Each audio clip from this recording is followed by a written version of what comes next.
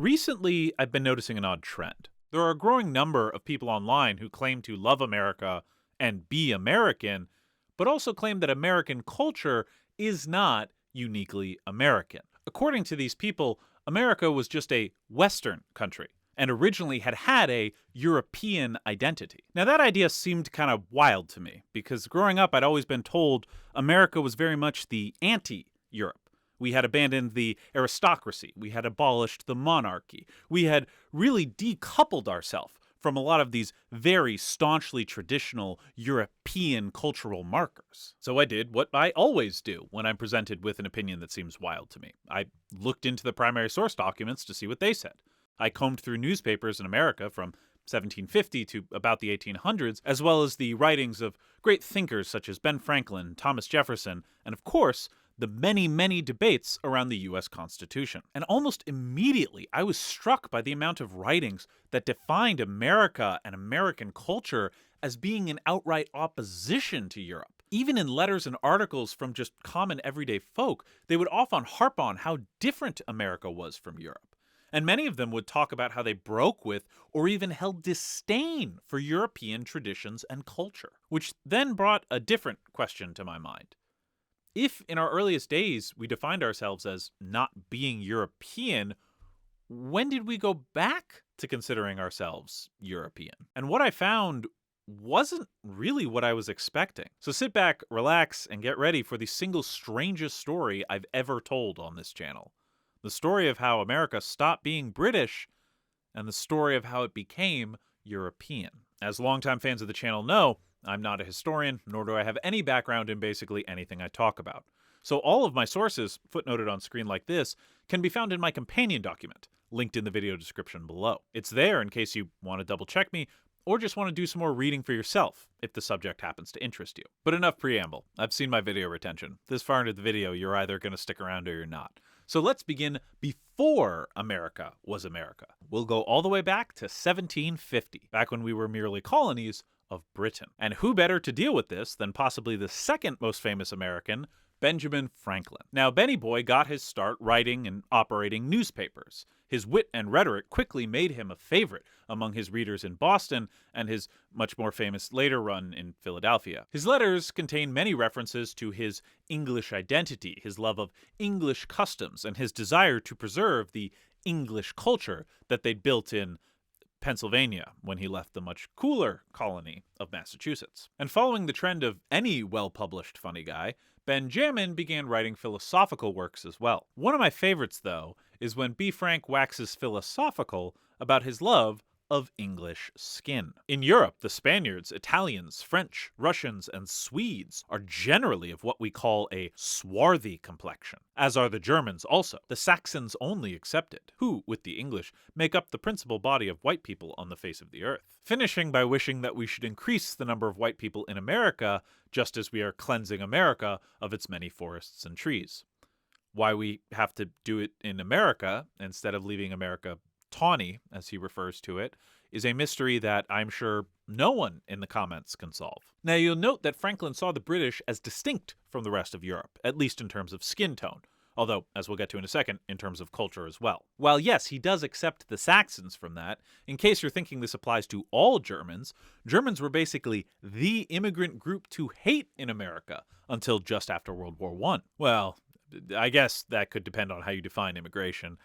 Let's just say in terms of groups who willingly immigrated to the country. Thomas Jefferson, one of America's founding fathers, framers, and our third president, a very famous figure, would actually share Franklin's prejudices almost 60 years later. In a letter to an English friend of his who's looking to purchase some land, Jefferson remarks that while America is open to all immigrants, we prefer to spread them out so that they can better adjust to American culture and integrate into the fabric of American society. And the group Jefferson brings up, as exemplary of a group who does not do this, is the Germans. This is also notwithstanding the fact that Britain has always been the black sheep of Europe. As an easy example, the British legal system mostly comes from what's known as English common law, which was brought over with the Normans in 1066, whereas the rest of Europe follows civil law, which came from the Roman Empire. But Benny and the Jeff are both rich dudes. They're not necessarily the best examples of what the common American might have thought. And when you look at articles from popular newspapers, letters to the editor, and also just personal letters that were published in newspapers for some reason, you get a very, very clear view of how Americans viewed themselves at the time, as subjects of the British Crown. Looking at one of America's oldest newspapers, the Pennsylvania Gazette, basically every issue before 1760 contains 3 pages of European news, and then the next page would be local American news. And the entire newspaper was only 4 pages long. In one very funny one in 1937, I found an ode to the Queen Consort published. And one thing I just felt like I had to include, in 1739, the Maryland House of Delegates would publish the following statement that they had sent to the governor of Maryland. "We assure your excellency that this house will always, to the best of their knowledge, act openly, freely, and candidly, and which conduct most agreeable to native British sincerity. If there was a focus on the culture from the New World, it would be on the local state culture." Well, colony culture at the time, I suppose. Now, I will caveat, if you were to talk to a genuine heritage American, I don't think they would ever honestly make the argument for some sort of pan-European identity or culture. They would say white Anglo-Saxon Protestant. But then they'd kind of balk a bit at well, obviously, Catholics would have been fine too, when, just to be clear, historically, no, they would not have been. But, like any good argument, we have to start somewhere, and I think laying the groundwork on something both sides can agree on is probably the best path forward. So here's our start. There's a bunch of people who culturally are some combination of British and their local state culture. Now again, this isn't that weird, because even in Britain, it's pretty easy to imagine someone who considers themselves both British and a Londoner, or British and a Sheffielder. Although, I don't actually know that much about Sheffield. I saw threads like 2 weeks ago. So now, spoiler alert, America would rebel, but the American Revolution didn't happen overnight. There was a series of events that led up to it, mostly framed by the colonists as the English denying them their rights as Englishmen. This broadly referred to a set of rights first laid out in the Magna Carta, which the nobility had a habit of ignoring when it was inconvenient to them. In fact, no taxation without representation was a direct pull from those rights. Well, a bit of a paraphrase, but still, you get it. George Mason, one of the founding fathers, would famously claim in a 1766 address to the merchants of London, "We claim nothing but the liberty and privileges of Englishmen, in the same degree as if we had still continued among our brethren in Great Britain." I mean, that is a pretty explicit statement. The colonists are British, and therefore deserving of British rights. But what I found interesting in this speech, and why I wanted to include it, is this line that comes just 2 sentences later. "Our laws, our language, our principles of government, our intermarriages and other connections, our constant intercourse, and above all our interest, are so many bands which hold us to Great Britain, not to be broken, but by tyranny and oppression." Keep this in mind. We'll come back to it. Now, I would argue that even at this time, American culture was already very much its own thing, separate from that of Britain. But I think in order to make it, I have to ignore a lot of the fuzziness that I love getting into on this channel. So I'll put some thoughts about that in the companion doc if you care, but for now, we'll forge ahead. And we'd come to the year that every American has ingrained in their soul. The year we began the fight for our freedom. 1775. 76? No, that's the Declaration of Independence. No, the shot heard round the world, Lexington and Concord, that was 1775, all right? People always trying to take away from Massachusetts history. "Oh, look at me, I'm from Philadelphia, I wrote some words on a paper." Yeah, well, I fired a gun, all right? Which is more American? As much as we often frame the Revolutionary War as America rebelling against the tyranny of King George, really it was rebelling against England. As framer of the Constitution, James Wilson would say, at the Constitutional Convention, the people of America did not oppose the British king, but the Parliament. The opposition was not against a unity, but a corrupt multitude. After all, at this time, the British king, constitutionally speaking, couldn't pass tax laws. Only Parliament could do that. Which is why it actually makes sense that in the Declaration of Independence, America doesn't just sever political ties with Britain, we also explicitly severed ties of kinship. Nor have we been wanting in attentions to our British brethren. We have appealed to their native justice and magnanimity, and we have conjured them by the ties of our common kindred to disavow these usurpations. They, too, have been deaf to the voice of justice and of consanguinity. We must, therefore, acquiesce in the necessity which denounces our separation, and hold them as we hold the rest of mankind, enemies in war, in peace, friends. Remember that earlier line from Mason about how America's bands connecting them to Britain could be broken? Sounds like that's exactly what the Declaration is talking about. Now, I mean, that's a pretty explicit statement. You appealed to the ties of kinship, you appealed to the ties of common blood, but it didn't work. So now you're putting them with the rest of humanity. And we can see this split reflected in the common sentiment as well. As an easy example, homespun clothes, or clothes made in America, were basically a requirement if you wanted to run for political office. Anything else was seen as still clinging to the old British ways. Or take Thomas Paine's Common Sense, a pamphlet which basically defined American thought throughout the Revolutionary War, argued extensively that America was not British. But Britain is the parent country, say some. Then the more shame upon her conduct. Even brutes do not devour their young, nor savages make war upon their families. Later even addressing the genetic argument. But admitting that we were all of English descent, what does it amount to? Nothing. Britain, being now an open enemy, extinguishes every other name and title. And as much as there was a real revolutionary spirit in America during the Revolutionary War, afterwards, Americans were left kind of adrift. Culturally speaking, at least. After all, this wasn't a war for the throne. Americans didn't want to take over England. They just wanted America to be independent. So if they won, they'd no longer be British.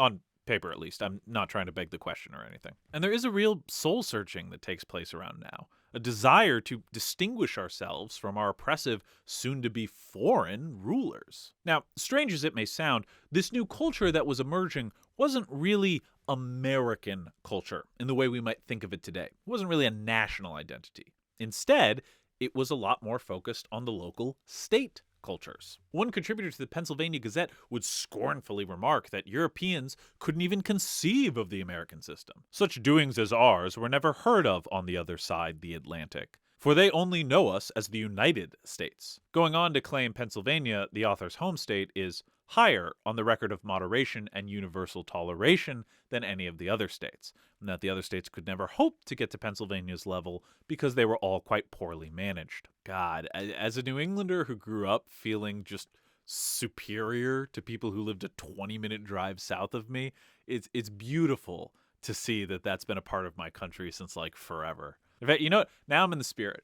Massachusetts rules, Connecticut sucks, Vermont is just a bunch of ski resorts connected by a highway. And in a way, this makes sense. If your cultural identity was a mix of some national culture and some local state culture, and then you wake up one day and the national culture is gone, well, you're naturally just going to cling harder to that already established state culture. As much as Sprintmaster Extraordinaire Survived the Jive disagreed with me on this, culture is important to people. And the search for new culture was something Americans were both keenly aware of and actively attempting to participate in. One contributor to the Boston Magazine in 1785 would remark that America was still quite young and had not yet established his habits for life. That love of state culture and that distrust of large centralized bodies like the British government led America to creating its first system of government, which gave the federal government no power and the states all the power. This founding American document was known as the Articles of Confederation.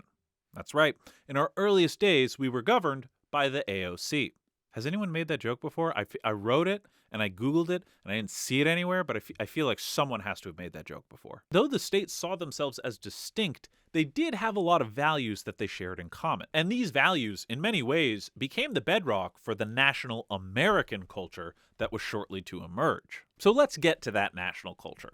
And I think one of the best early examples of it can be found in the debates around the Constitution. Interestingly, when I was first reading through the accounts of the debates at the convention, I almost scrapped this entire video because halfway through I was kind of like, wow, I guess American culture was kind of European in the early days. During this debate, the British system is brought up constantly, and there are references made to European philosophers left and right. But in spite of that, what struck me was how often so many of the arguments were framed around America not being British. And for several weeks, I couldn't find the through line that connected these two things.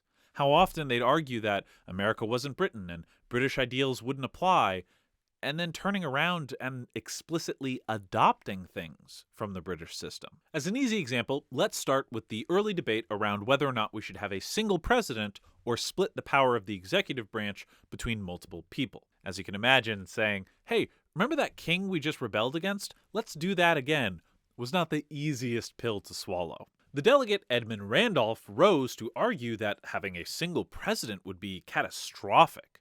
It would be, he said, the fetus of monarchy. We had, he said, no motive to be governed by the British government as our prototype. James Wilson rose after him to argue against him. He wanted a single president. But even he said he was not governed by the British model, which was inapplicable to the situation of this country. And stuff like this was kind of what caught me off guard so much. It was interesting to see that people on both sides of this argument both felt the need to claim they were not drawing from the British model. But I'm being a little sneaky here, because when Randolph rose earlier to argue that we had no reason to be governed by the British government as our prototype, the very next thing that he said was, he did not mean, however, to throw censure on that excellent fabric.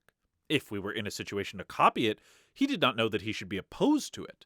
But the fixed genius of the people of America required a different form of government. And it was on my second or third reading of this quote that suddenly things really started to click into place for me. Because the context I think a lot of the Euroculture bros miss is that we didn't have the Constitution as our first form of government. The gut check first system of government that we culturally all agreed on was the Articles. But it was also ineffective. The Articles were not working. There were lots of problems with them that were causing problems for the country. The framers wanted to replace it with a better system, one that could govern more effectively. And in order to accomplish this, they turned to look at other systems that were working around this time, including, yes, the system they had literally just broken away from. And that's not just me playing semantic games here. Madison, in a letter to journalist Thomas Ritchie, would explicitly state what their intent was behind creating the Constitution and why they looked to other models for inspiration. That most of us carried into the convention a profound impression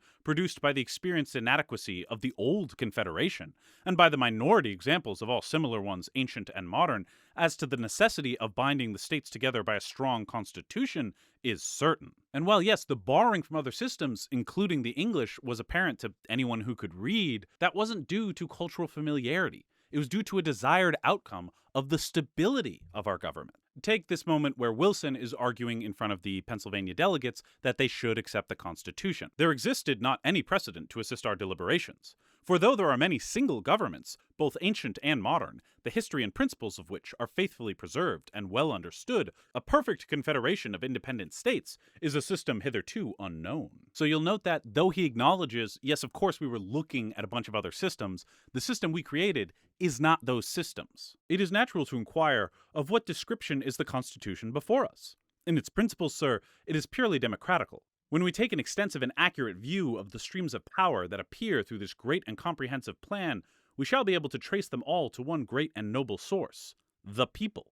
Wilson here is speaking plainly. America needed a better government than what the Articles could provide. But in the formation of the Constitution, they had created something completely new and better than what had come before. A government that, unlike the monarchies and aristocracies of Europe, drew its power not from the land or the wealth, but the people. And the far more glaring cultural signal to me was often when they tried to borrow something from the British system, they had to make the case that they were either modifying it or implementing it in a different enough way that it wouldn't be the British system. Even the idea of the president having veto power at all was the subject of debate, as it was seen as being a little too close to the power the British monarch wielded. The confusingly named Governor Morris, who was never a governor, his first name was literally just governor, rose to argue in favor of the presidential veto. He argued that it wasn't similar to the British monarch because the British monarchy was hereditary, and therefore the British monarch might abuse his power in order to either grow his authority or just preserve his own power. Whereas, since the president wasn't a hereditary role, there wouldn't be that same concern about using the veto to grow their power. I mean, after all, what if their greatest enemy was president after them? You didn't exactly want them to have more power. Kind of wonder how that argument would have gone with executive orders, but hey. Now, Obviously, this worked, but even in the eventual explanation of the Constitution that was sent to the states, they had to include a specific note pointing out that, yeah, don't worry, the presidential veto is different from the British monarch's veto. And if you read through the notes on the convention, you'll find plenty of moments like this. Some using the British system to support their arguments, some using that same system to attack their opponents. In fact, one of my favorite moments comes from when Massachusetts delegate Elbridge Gerry of gerrymandering fame rose to argue against popular election of the legislature. He first argued that democracy does not always select the best candidates, but then went on to argue the maxims taken from the British Constitution were often fallacious when applied to our situation, which was extremely different. Yeah, he's arguing against popular election, against democracy in America, in part because it's too close to the British system. By the way, if you're curious about gerrymandering, which in America refers to a process of redrawing a district in order to make it more favorable to one party or another. Elbridge at one point was governor of Massachusetts, and right before he left, he redrew a district to be more favorable to his party. And the district that he drew kind of looked like a salamander. So the papers called it a gerrymander. Yep. Honestly, I'm not sure where I thought that word came from, but that was not it. That was definitely not it. Anyway, American politics obsession with animals aside, I think the best illustration of my point comes from one Pierce Butler. He was a delegate at the convention, a framer of the Constitution, naturally, and a British-born American immigrant. In a letter to his mentor back in England, who confusingly shared his last name but wasn't related to him in any way, shape, or form, Pierce describes the creation of the Constitution in rather frank terms. We had before us all the ancient and modern constitutions on record, and none of them was more influential on our judgments than the British in its original purity. He even points out the similarities. Britain has a king, America has a president. Britain has the House of Lords and the House of Commons. America has the Senate and the House. However, he then goes on to say their powers in some general points are similar, but when we attentively compare the total of the two governments, we shall find, I think, a material difference. The king rules by divine right and cannot be removed except by death or civil war, whereas the president rules by will of the people, and the method of his removal is explicitly laid out in the Constitution. This is a British American. He's very familiar with one system and helped define the other, and he finds the two systems as materially different. And for the kicker, during the convention, Butler rose to argue in favor of minimum citizenship and residency requirements for people who wanted to hold public office, specifically in the Senate. He acknowledged that if he himself had been called into public life within a short time after his coming to America, his foreign habits, opinions, and attachments would have rendered him an improper agent in public affairs. This is an immigrant to America from England saying his English habits were so foreign they would not have been proper for a member of the American government to hold. Also, total side note, but I guess first-generation immigrants being staunchly anti-immigration is an ancient American tradition. It's very funny when I read this to see how little has changed. And if you still think there's some kernel of British culture that the framers were trying to sneak into the Constitution, let me show you a letter from James Madison to George Washington, where he talks about how the states had been moving away from English common law, and we should continue to do so. And that further, common law was antithetical to American values. If they had, in general terms, declared the common law to be in force, they would have broken in upon the legal code of every state in the most material points. They would have done more. They would have brought over from Great Britain 1,000 heterogeneous and anti-republican doctrines, and even the ecclesiastical hierarchy itself, for that is a part of the common law. But what I again found so funny was, as much as all the framers were trying to point out this was an American system, this was not a European system, this was something new, all the critics of the Constitution would claim that they hadn't drawn that distinction well enough. There were many who thought adopting these British ideas would destroy the American way of life. As Charles Pinckney put it when discussing representative government, the abuse of this equality has been censured as one of the most dangerous corruptions of the English Constitution, and I hope we shall not incautiously contract the disease that has been consuming them. It's not that America had never been British. America had been British quite recently, as a matter of fact. But America didn't see itself as British anymore. And Americans took pride in this culture and what separated us from the Europeans.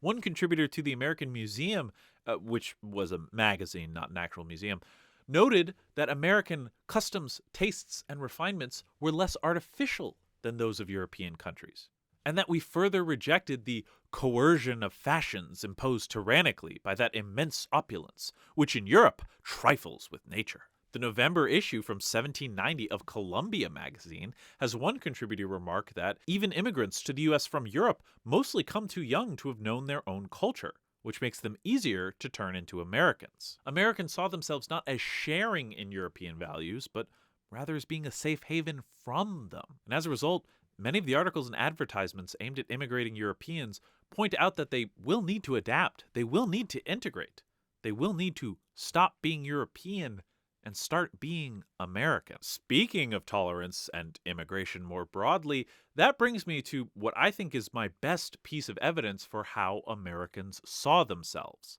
America's historical immigration policy. America's first immigration law, which targeted a specific group, was the Chinese Exclusion Act. There had been other immigration laws before this point, but they were mostly targeted at specific economic sectors. However, what's more interesting to me is the second group that we targeted for restrictive immigration was Europeans. The Emergency Quota Act of 1921 restricted immigration from all countries to just 3% of the Americans living in the country at the time of the 1890 census that identified as being from that country. So, as an example, we had a lot of Italian Americans at the time, so Italians had about 40,000 slots. But people from New Zealand and Australia, they had to fight over just 356 slots. Now, you might think this policy still would favor Europeans. After all, at the time, America was like 90% white, and most of that other 10% were descendants of slaves, African Americans, who often didn't know their country of origin. Fun fact, that's why we call them African Americans. If you immigrated to America later and you know you came from Uganda or something, you're a Ugandan American. So since they don't know their nation of origin, they can't really be part of the quota, and therefore there's really no room for Hispanics, Asians, or Africans to come over here, right? Wrong. Well, sorry, yes, you're right about Africa. I mean, it was the 20s. We were still lynching people, so, Because there was an exception written into the Emergency Quota Act of 1921. An exception which included Mexico, all of Central America, all of South America, Cuba, and even Canada. But a part of me also feels like that makes sense. I mean, back in the 1820s, you get the Monroe Doctrine, right? You get them saying, hey, Europe, stay out of the Western Hemisphere. That's our hemisphere. It's almost like America didn't see itself as Western. It saw itself as Western Hemisphere. The Western Hemisphere exception was included in later immigration laws as well, including the infamous Immigration Act of 1924, which created both the Border Patrol Agency and our visa system, and further restricted European immigrants down to just 2% of their quotas. Honestly, from what I can tell, right up until the Immigration Act of 1965, we basically just had open borders with Mexico. Well, until, of course, our economy tanked in the Great Depression and we needed someone to blame, and then we started deporting them. Yeah, history doesn't really repeat itself, but it does rhyme. But even after all that, I'm sure you still have at least one question. And if you don't, I still have one question, and it's my video, so too bad. That question is likely in the ballpark of, so when did this change? When did this idea of the West come about, and why did it lump together America and Europe? Now, the answer I assumed I'd find is one I'm sure many of you are guessing right now as well: racism. After all, America had a BQ long before we had a JQ, and since white people primarily come from Europe, that's the logical answer. But it turns out no. As is rapidly becoming the theme of this channel, many things that seem to make logical sense only do so because most people have only ever been given half the information. And it seems like in many ways it was a framework to make Europe accept American culture. To explain why that was needed and how that happened, we need to turn from how Americans saw themselves to how Europeans saw Americans. Post-Revolutionary War, most Europeans saw America as a utopia in the making, at the very least. They saw America as a place that defended rights, had found true freedom, and had freed itself from the specter of European tradition. However, culture is never monolithic in nature, and there was a very vocal group that pushed back on that idea, claiming that instead America was a backwards country, a place in the sticks populated by hicks, that if you took a European animal and sent it to America to breathe the air, it would become more wild. It would lose that European refinement. Now, the split here seemed to fall mostly along class lines. The wealthier you were, the more likely it was that you saw America as that backwards place. To put it a bit more poetically, the lower classes seemed to like how America had thrown off its aristocracy, whereas the aristocrats did not. Then World War I happened, and for the first time, you saw Americans in large numbers on European soil. There for military reasons, obviously, but still, there was interactions between the cultures. This is also the start of a period in Europe that is often marked by anti-Americanism. One of the Soviet critiques of America, both in the wake of World War I and obviously in the wake of World War II, was that Americans were a slave to capitalism. But to be fair, that consumerist mindset was something that soldiers on the ground had encountered just with American GIs. There are many examples one can use to demonstrate this, but I like the 1931 essay Le Cancer Américain, because I can whip out my absolutely horrendous French accent. The piece is largely a critique of American culture and American capitalism more generally, talking about how America has very much lost its soul, especially the soul that it had in its earliest days. I particularly like this one quote. For lack of an effective past and a deep philosophical tradition, the USA's social body, entirely given over to the economy's tantrums, is compelled to consume itself from crisis to crisis, now in euphoria, now in panic, incapable of any genuine distance to become aware of spiritual and personal value. Now, what I really want to draw attention to with that quote is how it mentions that America lacks a deep philosophical tradition, unlike those of Europe. And the reason I think that's interesting is because when you ask someone, why does America have a European identity or a British identity or what have you, they'll point to the philosophical tradition that this writer is claiming America lacks. This was seen as Americans suffering from a rationalist disease. America was seen as being such a slave to the American dream, such a slave to the idea that you can make your own fortune, that it had lost its spiritual identity, and that it had lost its philosophical identity. Then you get World War II, and basically the same thing happens. To add insult to injury, this time the United States decided to stick around and help rebuild Europe, because that whole make the loser pay war reparations to the victor, even though both sides are damaged and the loser can't really afford it, did not work out great the first time. And during that time, their sort of consumerist culture gets shoved down the Europeans' throats. And what's really interesting is to look at the sentiment in Britain around this time. This idea that the empire had finally sunsetted and Britain had bowed out so that America could take its place as one of the great global powers. In typical British fashion, much of this was contextualized in the form of manners. One article from the American Historical Review had a quote that I really quite like. This is from an American journalist who was living in Paris at the time, who wrote, "If Americans would stop spending money, talking loudly in public places, telling the British who won the war, adopt a pro-colonial policy, stop taking oil out of the Middle East, stop chewing gum, move their air bases out of England, settle the desegregation problem in the South, put the American woman in her proper place and not export rock and roll and speak correct English, the tension between the two countries might ease, and the British and the Americans would like each other again."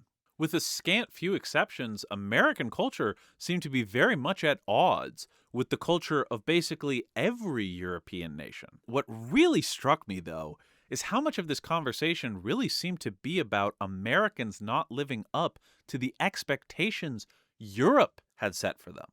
In fact, even in that earlier French piece we went over, which I'll save my French listeners' ears by referring to as the American Cancer, it is specifically stated that they liked America from what they studied of the Revolutionary War era, but we had now abandoned our Jeffersonian ideals. As I read through all of this, there's an American expression that just kept repeating in my head over and over again. Don't meet your heroes. We did fail to live up to our ideals, but I don't know that anyone ever lives up to their ideals. You try. I think that's the important part about being human. You try every day to live up to them, but you also fail every day to live up to them. It's kind of like how Americans, and also apparently the Japanese, I found in my research, view Paris. A lot of times when you only live in America, you view Paris as just this ancient city full of culture, the jewel of Europe. And then you go and it's just a city. The Louvre is cool. The Eiffel Tower is cool. There's a lot of cool stuff in Paris. It's one of my favorite cities, but it's still just a city. They have homeless problems. Some areas aren't that clean. There's graffiti in some places. There's safer neighborhoods and less safe neighborhoods. And ultimately, if you go expecting this shining pillar of magnificence, you're going to be disappointed because Paris is just a city, just like America is just a country. Now, obviously, the money was too good to pass up, and the pro Americanization people won out. And to this day, Europe, for better or for worse, has been tainted by that American culture. At the very least, the non Soviet states, I should say. But this wave of Americanization suddenly posed a problem to, let's at least say, the old powers of Europe. There is a way that I could tell you the total story of human history and make Europe the main character. I can tell it from a purely European perspective.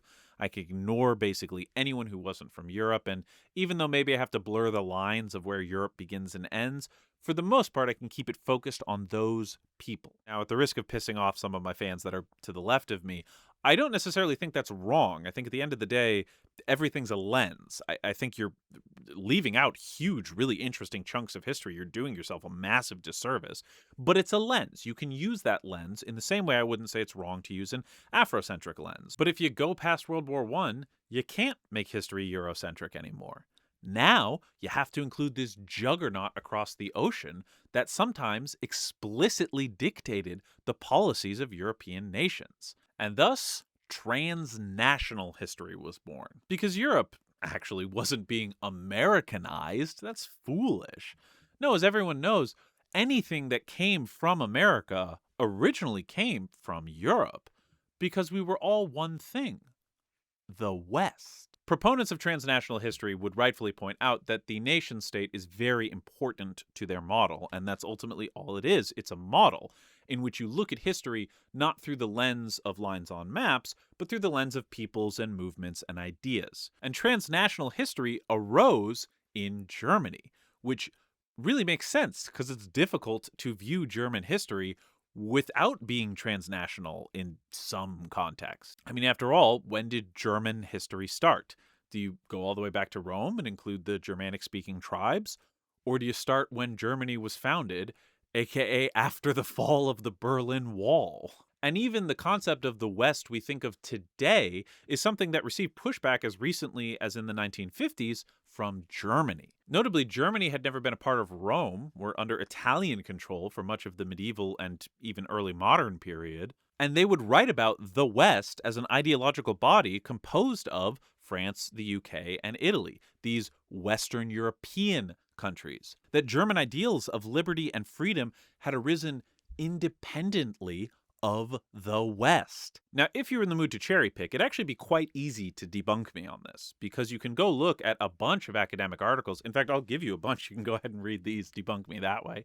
And you'll find people talking about the West long before World War I.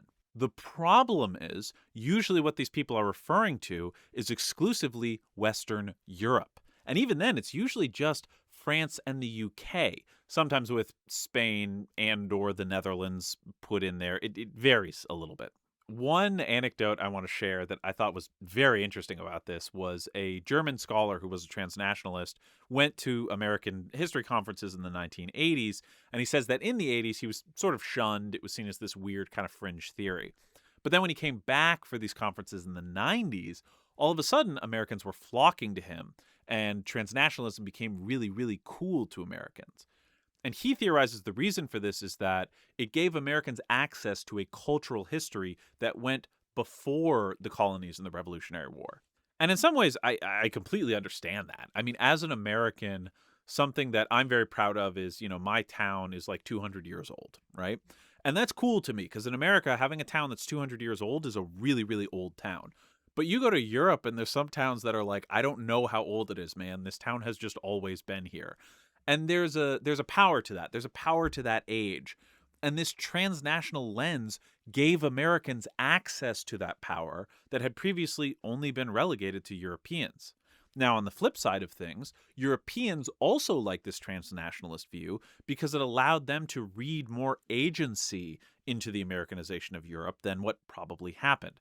And that's why that lens, I think at least, became so popular. Both sides got something out of it. Europe got access to America's modern achievements, and America got access to Europe's cultural past. And we just kind of did a handshake deal on the whole thing. There's a quote from a 1999 paper I read called The American Impact on Western Europe, which was delivered at the German History Institute in America, by the way, not in Germany, that I think really puts this concept best. This paper specifically is talking about the distinction between Americanization and Westernization. Americanization, therefore, means cultural transfer in the broadest sense.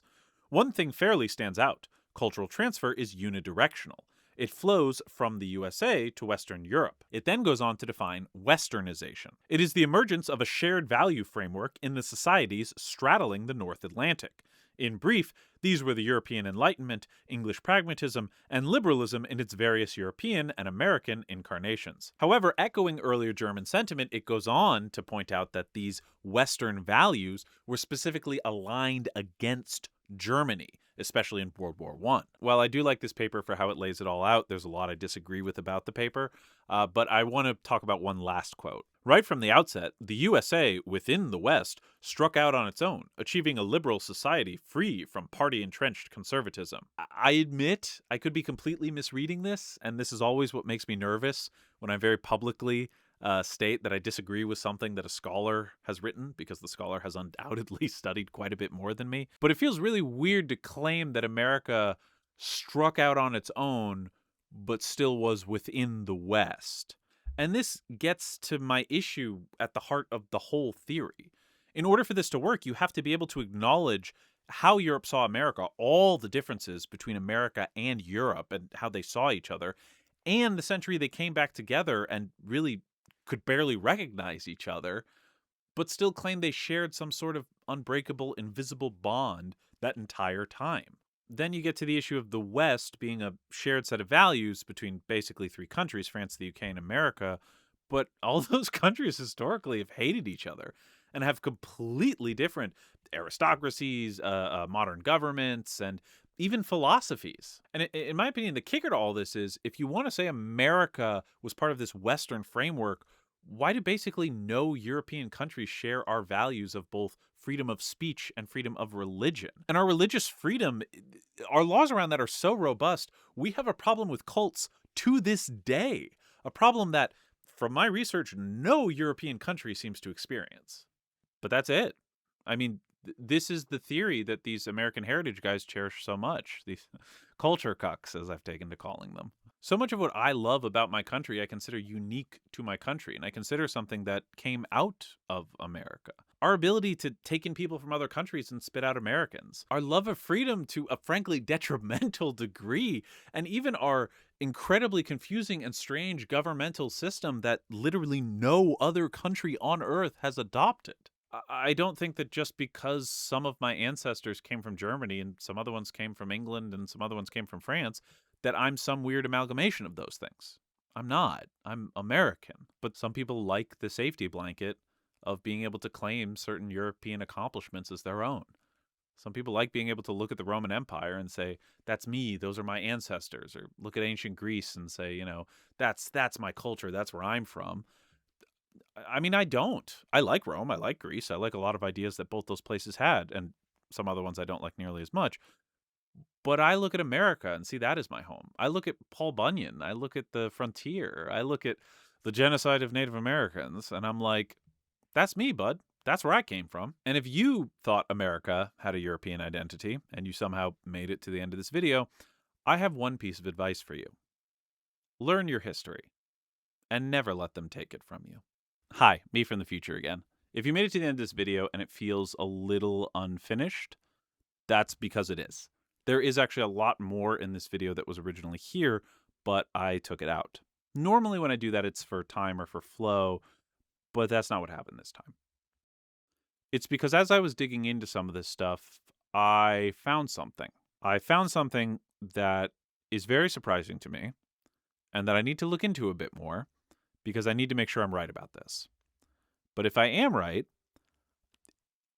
it's kind of big. And it is not at all anything like what I've done on this channel before, nor what I was expecting to ever do on this channel. So that's going to come out. I also want to do a follow-up on American civics because, frankly, reading through the debates around the Constitutional Convention, I realized pretty much everyone gets the point of our system wrong. So that, I think, would be a fun thing to dig into. In the meantime, again, I would super appreciate it if you would donate to Car for Ukraine. Very, very much appreciate them for reaching back out. The war, in many ways, I think, is shifting in favor of the Ukrainian side. And I think now more than ever is really a time that we can make a big difference. Anyway, appreciate you all sticking around. Love you all. Like, comment, share, subscribe. I don't know. I hate the stupid call to action thing. Do whatever you want. If you enjoyed the video, I'm happy, honestly. Till next time, take care.